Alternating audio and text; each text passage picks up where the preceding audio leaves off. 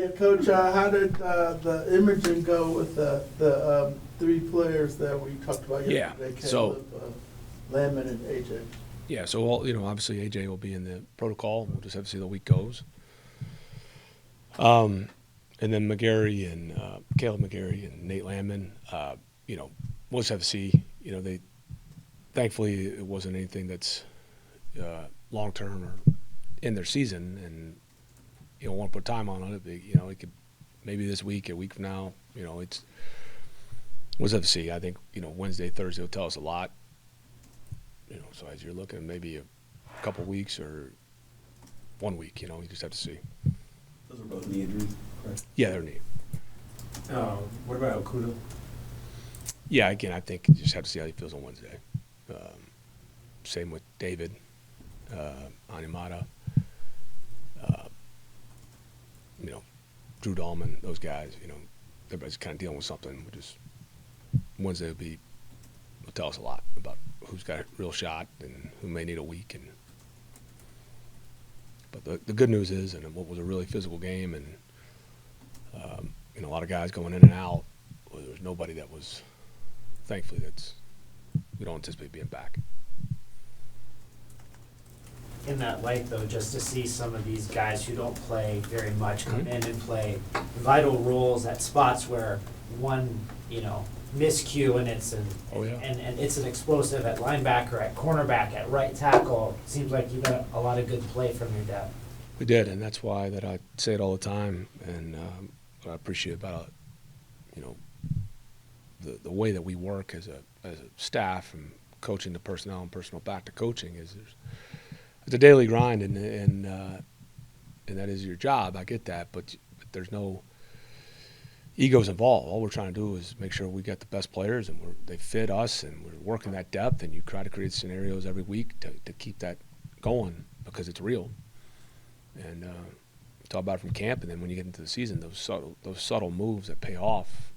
We talked about Storm before, but yesterday, same thing. I mean, you're right. I mean, in a game that gets like that, in those conditions, and the way the game was grinding out, with a really talented front, if you're not careful and you don't have the right guy, and that could have been a game changer. And he came in there, did his job, did it well. Clark, we talked about yesterday, same thing. And there was other guys that stepped in. Andre, guys taking advantage of the opportunity. Is there anything extra you take from a sloppy, ugly win like that, or it's the same as any other win? You just look for what you did right, what you did wrong, and move forward? Oh, you take it. I mean, like where you're at, December, all the stuff that was going on. There's a lot of stuff going on down the field. Certainly felt sluggish at times. We had our chances, I mean, it usually comes down to why you stall out and not converting a third down, or a penalty or something, negative play gets you off track and against a good defense. And as the game wears on, you realize what the conditions are and how you've been playing. How's it going? And so that there's a risk in every play. We tried to back them up a few times. We didn't hit them, and then. It's how much late in that game where we knew that the field position would be paramount. The way the defense was going is we're like even the play before the 2 minute, you're trying to go in the game, but not whatever you want to call there. You're trying to get an advantage. Mosley played it pretty well, and you coach the quarterback. All right, if it's not there, go down and we'll punt it and go win it that way. You're trying to have your cake and eat it, I guess, so to speak, but without having to drop back, hold it. Worry about a tip ball or somebody slipping in a sack fumble. I mean, that's the negative part. You don't want to, but that's what you're managing. I mean, that's the way the game was going. So there's a lot that goes into it. Even the challenges, how you want to use that. In a game like that, the situation before the half, no, we're not getting the ball. Defense, you pin them right there. We get field position. They got a couple penalties, and we were able to score. And in a game like that, every point certainly mattered. How do you maybe find more consistency offensively? I know yesterday was a different type of game because of the weather conditions and stuff like that, but how do you, I guess, develop more consistency? In what route? I mean, because you could use that for every single phase and every person in position. I mean, is there one particular area? I mean, you guys were in a stretch in October where you guys had 350, 400 yards. Oh, I know. We've had several big yardage games. I mean, this one probably felt more like Carolina week 1. if I had to say offensively where it did. It felt sluggish and, as the game goes on, and like I said yesterday, I mean, our intent is to always try to score every time you have it, score touchdowns. And but you're not doing that consistently. The other side has to say there's other things you can do better.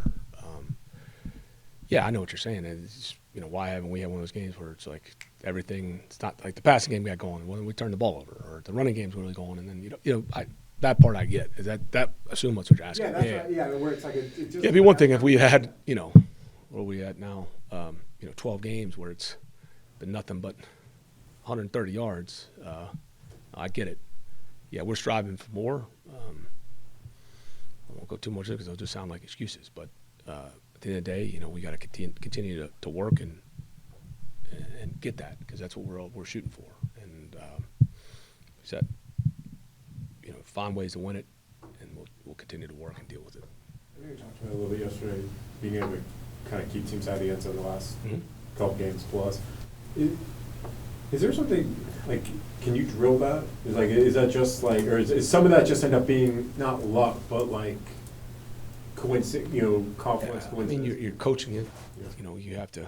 I think that's the one thing you talk about, using every situation that comes up as an advantage. I mean, when you are playing a lot of one-possession games, your guys get used to playing in those pressure situations, and so in your mind, you think, hey, these will be great lessons that help you as the season goes on, and hopefully get to play more games. And guys are used to being in those kind of situations, especially with a bunch of young players too. Yeah, it's a huge deal every week in the NFL. Like, somebody's going to make a play. They hit a flea flicker. Okay, great.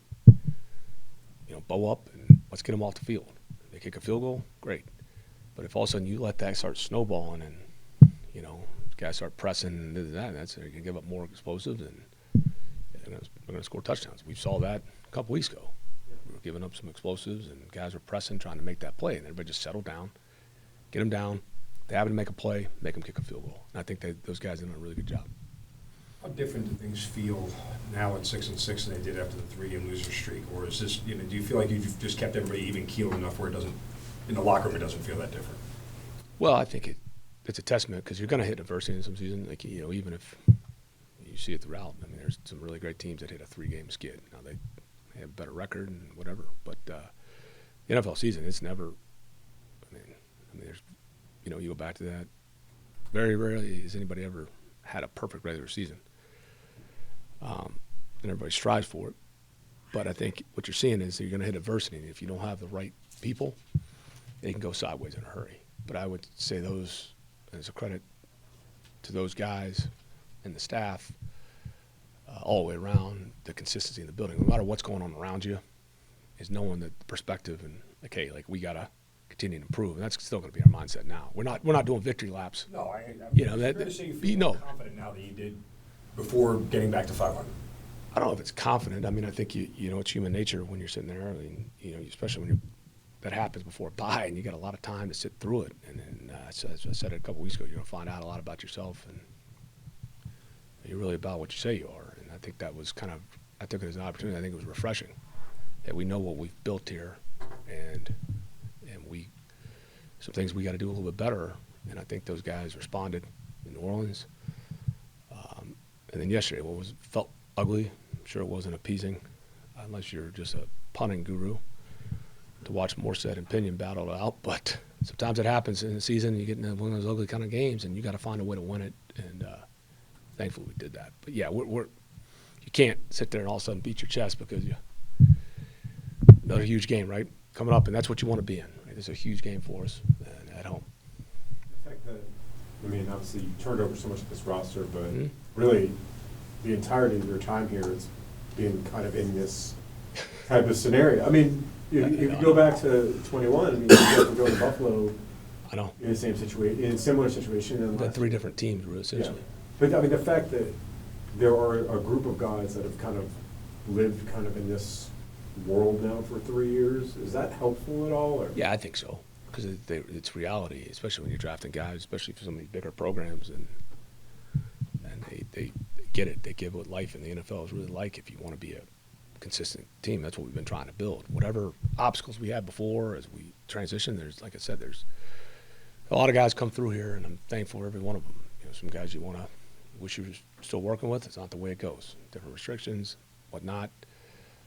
But glad, had time to spend with him. There's a conversation I had with Morstead after the game. There's a great appreciation of the guy who's been really successful that I got to work with and did a lot, for us in that short time. And I could bore you guys, and there's a list of a bunch of guys like that. That's what I think has been unique about here compared to a lot of other places the last couple of years. So that's why, at the end of the day, we're excited with a chance to keep trying to build and go win this thing. Broadly speaking, what have been your reactions to watching this defensive line play, especially since losing Grady? I think that you guys haven't allowed a rushing touchdown this year to a non-quarterback. Well, I think it's and you see them getting in sync better and better. It's when those guys are rolling, then you can have the best scheme, but it's going to come down to some of the fundamentals. And guys that are heavy-handed and they can play with good technique and good leverage. Like I said, I mean, you may think you have Calais Campbell doubled, but Calais is a grown man out there. He makes it hard sometimes to run close side on him. And then David's as good as anybody. He'll never show up in the stat sheet. I don't know what his advanced grades are from the outside, but I know this. You ask any coach or player in this league, that guy's a real dude inside. And Contavious Street's done a really good job. Guy, those are the underrated moves because we have a lot of confidence, and thankfully you get a team like Philly that's good to work with, and you help each other out. It doesn't have to be a zero-sum trade. And Contavious had a history with Ryan going back from when they recruited him in NC State. He'd been with Hawks, so he could jump right in and get more playing time opportunities. He's thrive with it. TQ's a guy come back from injury. You see him every week getting more confident. LaCale London, all these guys have played a part, stepping up. Albert Huggins, and then Bud. And Bud, Calais, I thought Zoe played really well yesterday. AK continues to improve. Zach, so we got a big physical defensive line, and they're playing well together. On the offensive side of the ball, could you discuss the play of Drew this season? Yeah. And how he's Yeah, exactly. Another young guy at a critical spot that's continuing to improve, and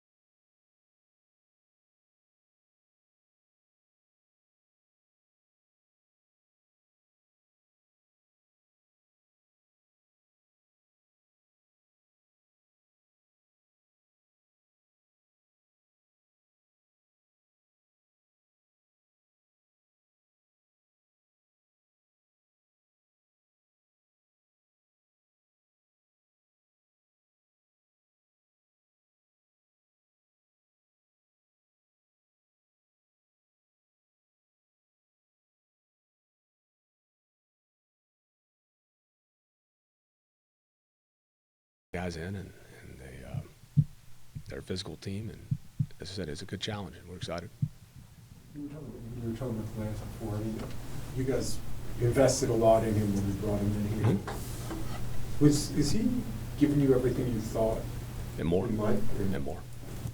Because you don't know somebody, you see them, everybody knows each other, but until you work with somebody, you don't really know about them. You're just, got a lot of confidence. Everybody's got their opinions. Obviously, your interaction with the player when you're trying to sign them or recruit them.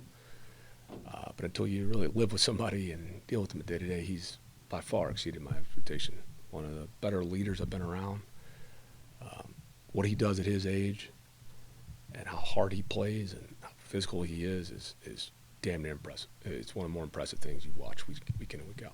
Was there something that obviously you're not necessarily training like kids anymore, but was something that you've taken kind of from seeing that from a longevity standpoint that maybe you were not expecting? Well, I think it's rare. Of what he does, I guess. It's rare. There's guys like him around the league they're just rare. And but it's got to be the right guy. There's a lot of players, and if they can't still produce, I don't care how great of a guy you are, sometimes that can be, the impact is not going to be as significant. But when you're still playing like he is, and then the wisdom that he brings and the things he does that nobody will ever see or talk about, and that's what I have such a great appreciation for. How did Andre Smith do in his sub role? We talked about Yeah. Clark and Storm. But Yeah, no, Andre- he had a really good day on teams, and then he had to go in there and play linebacker, and they tried to ice him on one, and we rallied the tackle, and then he played. That's the NFL, right? And then played really solid football, got the fumble. Did a good job. The conditions of that game, maybe dictate to an extent the way that you call plays and the way that it goes. You can't throw it 53 times. Do you learn something about your team in being able to kind of navigate their way through a game plan that might change based on some of these factors? Absolutely, because they understand it. They get it, even with some of these young guys. A guy that I think is having a heck of a season, like Drake yesterday. Like, he only had one catch. Like, he was targeted more, and then the play call was dictated more. But again, they have a say, and it may go on somewhere else. But the energy he had all game, I mean, everybody wants the ball and what you want, but there's a different intent, because he's having, like, you go over and talk to him in the game, like, you trust what certain guys say, the energy he brings, the intensity, the plays he makes without the ball. It's all right. Probably lack of sleep. It's all right. Could have been worse. So you didn't get canceled in that one, so that's good.